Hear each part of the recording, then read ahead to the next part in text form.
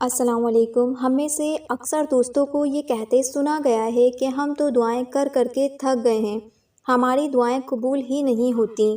تو آئیے آج آپ کے سامنے دعائیں نہ قبول ہونے کی چند وجوہات بیان کرتے ہیں۔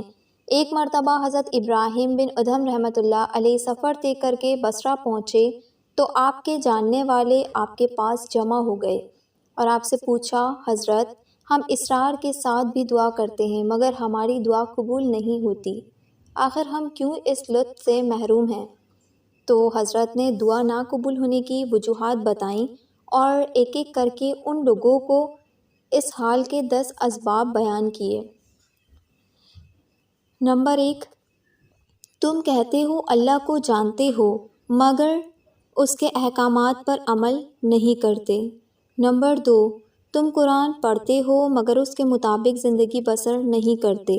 نمبر 3، تم نبی پاک صلی اللہ علیہ وآلہ وسلم سے محبت کا دعویٰ تو کرتے ہو مگر نبی کریم صلی اللہ علیہ وآلہ وسلم کو رہبر مان کے ان کی پیروی نہیں کرتے۔ نمبر 4، تم شیطان کو اپنا دشمن تو کہتے ہو مگر اس کے دوست بنے پھرتے ہو۔ نمبر 5، جنت میں جانے کی آرزو تو کرتے ہو مگر جنت میں جانے کے لائق بننے کی کوشش نہیں کرتے۔ نمبر 6، جہنم سے ڈرنے کی باتیں تو کرتے ہو مگر عمل ہر وہ کرتے ہو جو تمہیں اس کے قریب لے جائے۔ نمبر 7، موت کو حق کہتے ہو مگر اس حق تک پہنچنے کے لیے تیاری بالکل نہیں کرتے۔ نمبر 8، اوروں کے عیب تو تمہیں نظر آتے ہیں مگر اپنے عیبوں پر تمہاری نظر نہیں جاتی۔ نمبر 9، اللہ کا لطف اور نعمتیں تو زیادہ چاہتے ہو مگر اس کا شکر ادا نہیں کرتے۔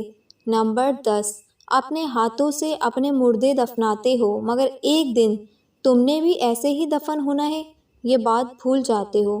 یا ذوالجلال والاکرام، تجھے تیری ربوبیت کا واسطہ ہمیں عمل کی توفیق عطا فرما، ہماری خطائیں بخش دے اور ہماری دعائیں قبول فرما اور ہمارا خاتمہ ایمان پر فرمانا۔